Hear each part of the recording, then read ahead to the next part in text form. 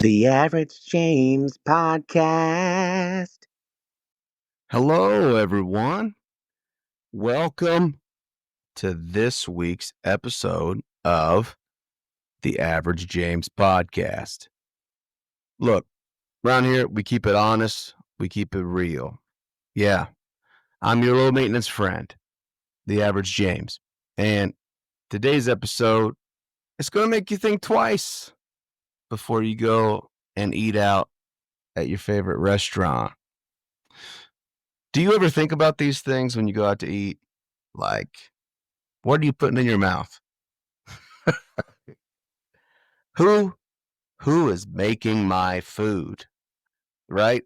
Am I the only one that thinks this? How many times has this fork been in someone's mouth at the restaurant?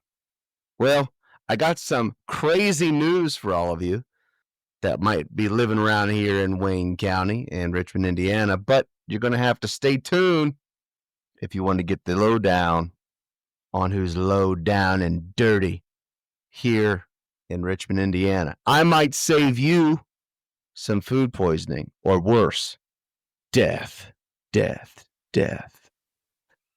But seriously, it's true.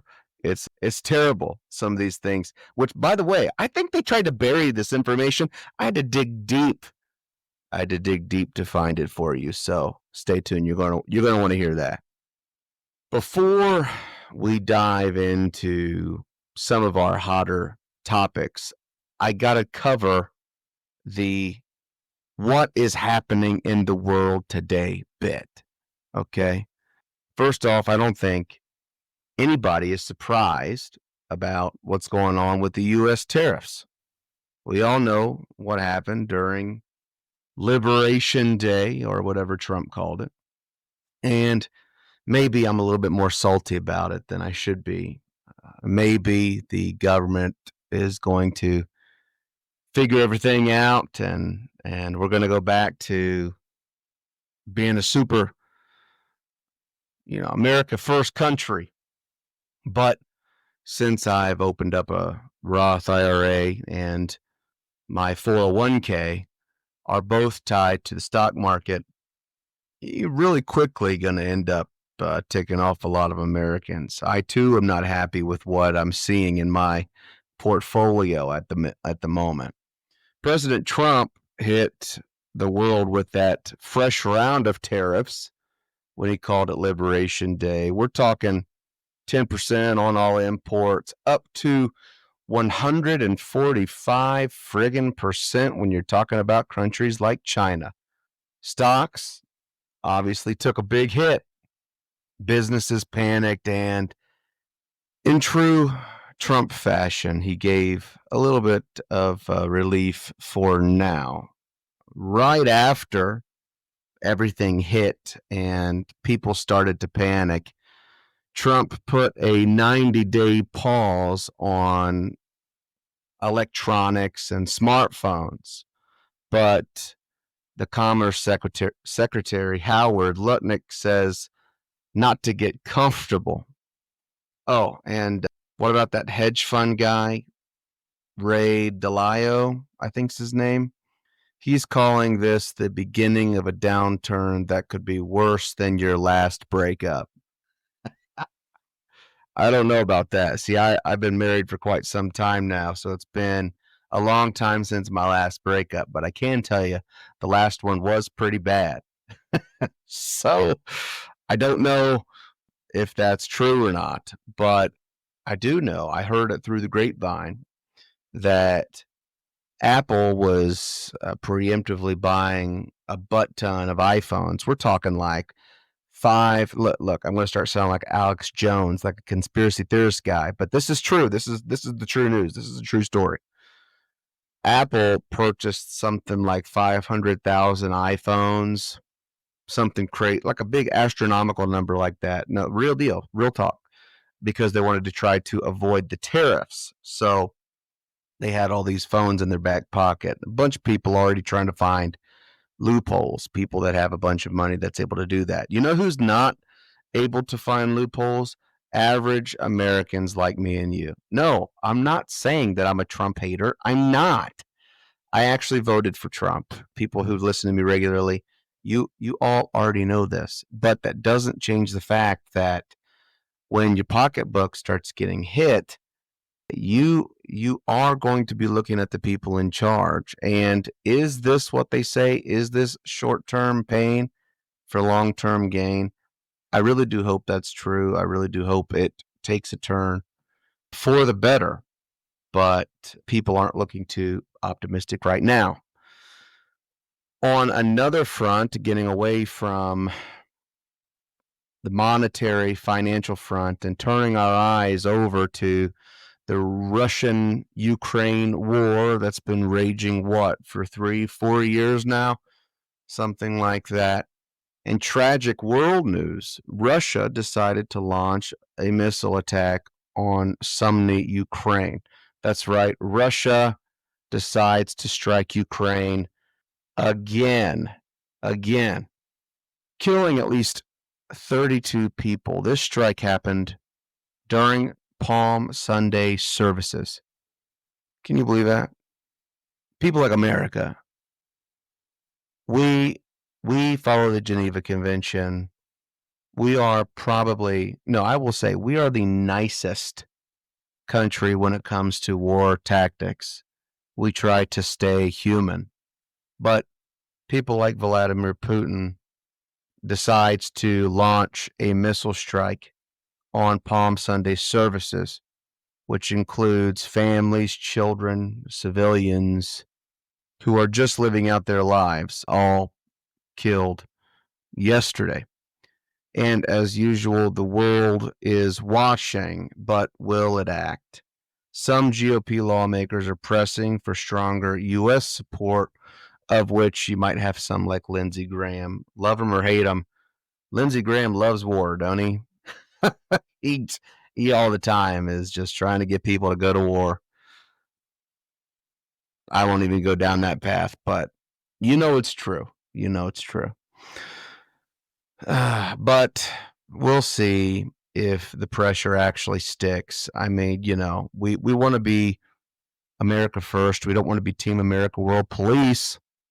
But at the same time, we can't, just sit by and let these kind of things continue to happen.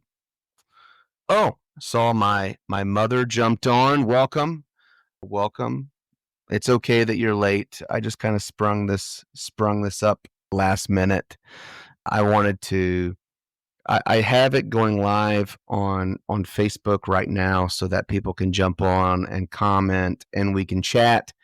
I also am recording this professionally as I always do, so you can look for a more refined version of the show later on that's not live that I'll be posting to Facebook and my YouTube channel. Also, I want to remind everyone that I am open to having you on the show. Welcome to talk about different stories, different things going on in the world. Please send me an email of your question if you want to be a part of the show. Happy to answer whatever question you throw at me through a biblical lens. I am a devout Christ follower, so I always try to look at things through the lens of following Jesus. But I'm happy to answer any questions that you have. Email me at theaveragejamespodcast@gmail.com. Again, that's theaveragejamespodcast@gmail.com. Now, I don't know if you caught Saturday Night Live's episode on Saturday. Probably not, because it's a trash dumpster fire of a show. It's long gone are the days of, Arnold, I'll pump you up. And man, that was a terrible Arnold impersonation. I'm sorry you had to hear that. If only I could go back 10 seconds ago and spare your ears from that, but I can't. Chris Farley and Norm Macdonald, Adam Sandler, a bunch of classic comedians that used to be a part of the show. And now And I mean, it's always been a little political, but they used to feel very comfortable picking heavily at both sides. And now, I mean, it's you know, no secret that they famously had Kamala Harris on the show breaking some type of, man, I can't remember what the title of the agreement is, where you have to have the same amount of airtime for both candidates. They went ahead and just slipped that one under the radar right before voting, which you saw how well that worked out for them. But constantly making fun of Trump, which that, I don't really care about that either. Make fun of the man all you want to. But then they decided to, I think, go past SNL territory into extremely offensive. Their cold open actually went viral. I don't think particularly in a good way, where they decided to spoof President Trump interrupting Jesus flipping synagogues, Jesus flipping tables in the synagogue. They were actually comparing Trump to Jesus cleansing the temple. Now, whether you're left, right, or center, mocking Jesus for the sake of comedy, sorry, that ain't it, folks. Social media lit up. Even some secular voices thinks that possibly it crossed the line a little. I'm going to say a lot, because, they had to take as many hits as they could in the cold open. And at one point actually called him Donald Jesus Trump. They said Jesus Christ in a derogatory way multiple times. And right in between Passover and Good Friday and Jesus dying on the cross and then raising on the third day, which we celebrate on Easter. Just absolutely insane. But I'm sure now we're 13 minutes into it. I don't want to take up too much of you guys' time today. This episode isn't going to be nearly as long as what it was last week. But I wanted to hit you with the big one now. Richmond, Indiana. We need to talk. Let's talk about not everything that's going on way far out in the world, over on Capitol Hill and across the pond over in Ukraine, and all kinds of things that seem outside of our control. Let's talk a little closer to home. Let's go right down into the heart of America, old Richmond, and then drill down just a little bit further, or Indiana, drill down further into Richmond, and now here we sit in Wayne County. Some of the stories that we're kind of looking at for this week is really has to do with, let me pull it up here.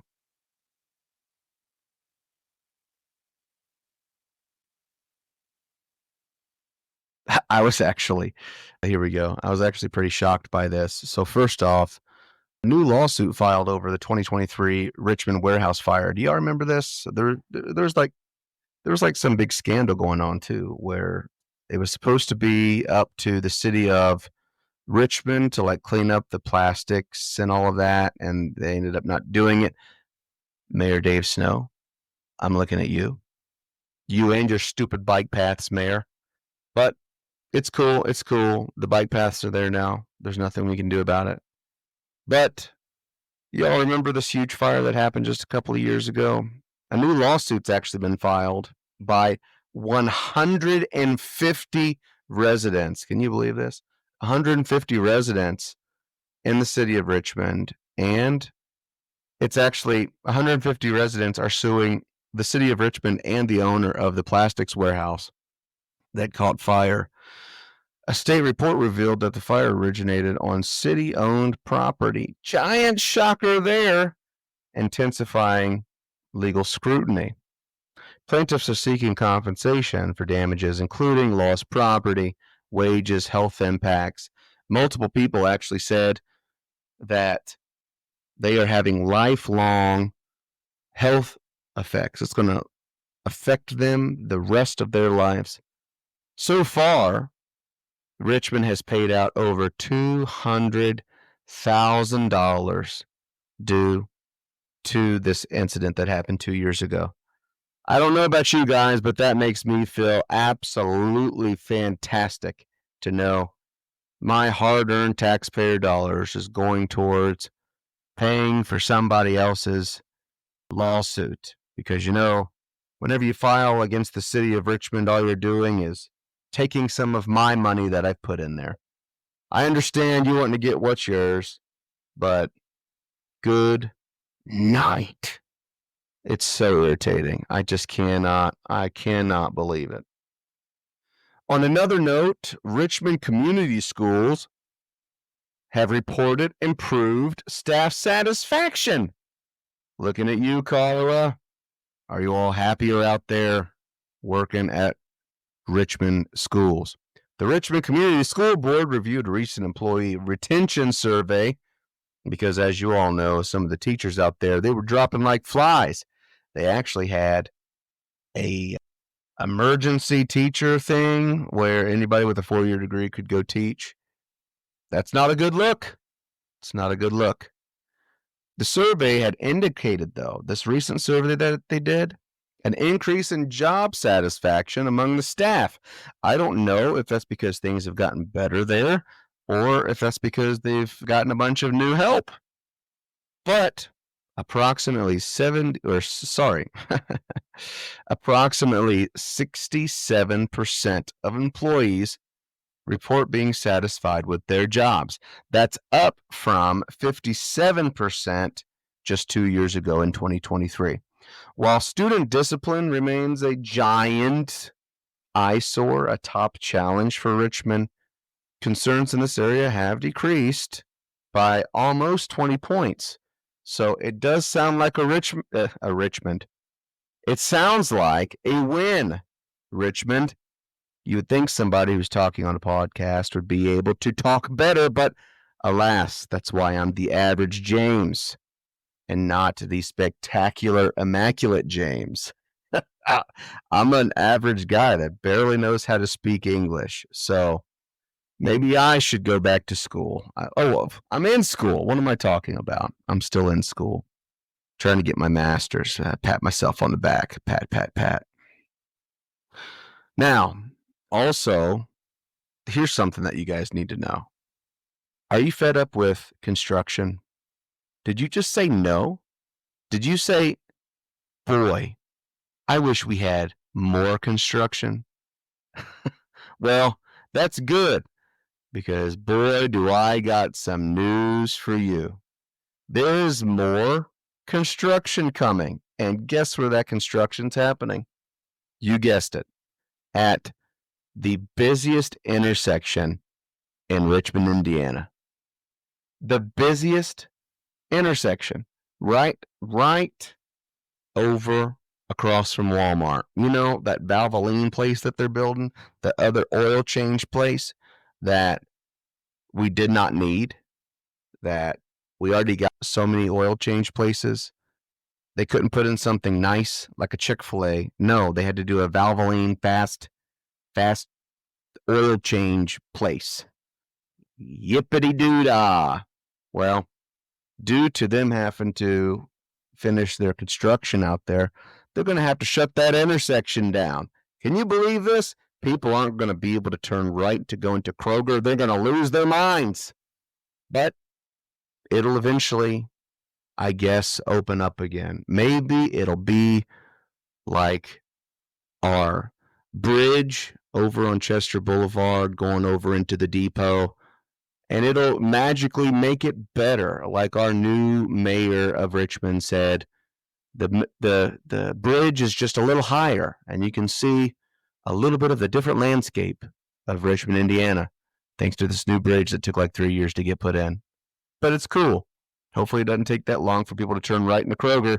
There could be anarchy. I encourage you to go look that up, because seriously, it's going to cause major, major headaches. And you might want to be like me and start getting getting your food delivered from Walmart if that's something that you're into, because boy, oh boy, is that going to be a mess out there for a while. Now, getting to our biggest story of the night, I teased at the top of the episode. We need to cover some health food issues. What are you putting in your mouth, Richmond? Take it out. Take it out of your mouth. Do not eat that. Please don't eat it. You ate it. You ate it anyway, didn't you? I knew you would. I knew you would eat it because you were hungry. Well, have you ever thought about that when you go out to eat? You go out, you sit down, they bring you the plates that a billion other people have ate off of. They bring you silverware that a billion people have put in their mouths, cups full of ice. Is the ice good? I don't know. You don't know. Is the glass clean? I don't know. I hope so. I heard one time, listen to me sound like a conspiracy theorist, but this is true. A bartender at one of these local establishments, I'm not going to call them out, Applebee's, at one time had bed bugs in the entire apartment. Now, this is their apartment that they lived at. So this person had a filthy house, looked like they were homeless living in this thing. And then they would go and they would serve people drinks at Applebee's, because you don't know the kind of people that's serving you. You just don't. So that's what I'm saying. Okay. Crazy. So now let's go down just a couple of these establishments that you probably ate at just the other day. And you probably ate every bit of it. And you were like, yum, yum, yum. This tastes so good. I'm telling you what. You probably did, because I know I have. But now that you're listening to this, you pay close attention. Okay? You pay real close attention, because you're going to want to avoid some of these places for a while. Okay? The Great Wall. When's the last time anybody's ate out there on the west side? Well, if you have, good chance that employees have opened their drink containers and served your food in the prep area while they were sick. That's a big note in the health code land. Supposedly, it was corrected the same day. Like, hey, you probably shouldn't be doing that, but how long has it been happening? How long? Oh, they only get worse from here. They only get worse. Applebee's got cited because they had no certified food handler on site. I know it doesn't sound like a big deal, but if you have nobody on site that knows how to properly handle food, it's like a daycare with no adult in charge. They had until January to fix it. Let's hope that they did. Those of you out on the west side of town again who like Lee's famous recipe, I know. This one's going to hurt. It's going to hurt. But they had a nasty, filthy, dirty potato slicer and soda nozzles. Filthy soda nozzles. Nothing like mystery debris in your mashed potatoes. That's gross. Yeah. So maybe if you go to Lee's, avoid the potatoes and drink the sweet tea that comes in a jug. Don't drink the soda unless you believe that maybe they've done their corrective actions and everything's kosher and good. If you have faith, then why aren't you a Christian? Are you a Christian? Because I got more faith in Jesus than I do that they cleaned up their dirty potato slicer just because they got caught. How long until that gets dirty again, eh? The one on the west side. Yep, the one on the west side. That Lee's. Sorry. Maybe go to the one by the McDonald's over on the east side. They passed. The one on the west side did not. Wah, wah, wah. Now, Papa John's, similar story here. No certified food manager at Papa John's. I mean, I think that should be mandatory, don't you? Especially for food restaurant chains. No excuses. Absolutely no excuses. Also, I think it's worth mentioning that the Dairy Queen over in Centerville This would be the one over the Stuckies right off there off the highway. They got cited because they had brown ice in their ice machine. Brown ice, y'all. Because somehow they had gotten debris, food debris or something in their ice maker. And so they were giving people brown ice. Now, if you have a Coke, are you going to notice that your ice is brown? Again, I ask you, what are you putting in your mouth? You better know. You better know. Now, the biggest one. I've saved the best, or should I say, the worst for last. The worst for last. Arby's. Let's just say they have more than the meats. As a matter of fact, well, I guess they have a lot of meat. They have a lot of meat because they have a rat infestation. Rat infestation. How, you might ask, does a health inspector verify that there is a rat infestation, you might ask? Well, I'm glad you asked because I'm about to tell you. Gnawed on cardboard, gnawed on bags, like the cardboard that your buns might be sitting in. And the biggest one here, the inspection uncovered rodent droppings under the soda station at the drive-thru.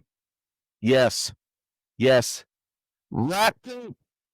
You're grabbing your drink right now, aren't you? Are you drinking your Arby's Coke that just got handed to you from this rat poop? They had rat poop on the floors, grimy floors. Rat poop by the soda stations. Remnants. And I doubt it was that rat from Ratatouille helping the chefs cook at the Arby's. So yeah, they have more than the meats. They got rat poop. They were told they had until April 4th, just 10 days ago, y'all. 10 days ago. They had until April 4th to fix this issue. Now, if you have any trust in anything, are you going to go to Arby's right now and get yourself a nice big soda and a burger, knowing that this is not, let me give you the cherry on top. This is not the first time they've been cited for having rat droppings and a rat infestation. They were cited, yes, you guessed it, just last year for another rat infestation. That's 2 rat infestations. Are you going to eat there? If you do, you deserve what's coming to you because I've warned you. I've told you, what are you putting in your mouth? You better know for sure. Are you comfortable eating at that restaurant? Also, the Mezcal Mexican restaurant, I just challenge you to go Google that. It didn't even make it to the list today because it's not directly in Richmond. I think it's over in Cambridge. They got like 6 critical sighting issues. Oh, and I guess a little bonus for you. Radford's was caught storing fish at room temperature, so maybe you don't get the fish there, and some of their sauce. I can't remember if it was their barbecue sauce or something like that. They were caught taking their 4 or 5 day old sauce and reheating it in a crock pot. That's right. When you go pay for your expensive barbecue at Radford's, you're eating crock pot meat. You could have just done that at home for half the price, y'all. Bring back Skyline Chili. That's what I'm saying. Bring back Skyline Chili. I'd eat there again. Anyway, that was a lot. From global crisis to local grime. One thing's for sure. You got to stay informed. And that's why you need to tune in to the Average James podcast and send me your questions. Are there things that you want to know? Things that you wish you didn't know, like Arby having a bunch of rat poop in their establishment. Maybe Ignorance is bliss, out of sight, out of mind. Maybe you don't want to know, but I'm here to tell you anyway. A bunch of crap that you don't want to know that now you're forced to know forever. It makes me feel good. You got to stay informed. Whether it's the tariffs that's hitting your wallet, the satire that tests your faith, or the fries with a side of rodent scat. We're going to talk about it all. We're talking about it all right here on the Average James Podcast. That's going to be all for today. Thank you all for tuning in to the Average James Podcast. I'm your low maintenance friend. And until next time, stay curious, stay grounded, and maybe, just maybe, pack your lunch. See y'all next time. Take care. Bye. The Average James Podcast. Tune in fast. Good vibes that last. The Average James Podcast.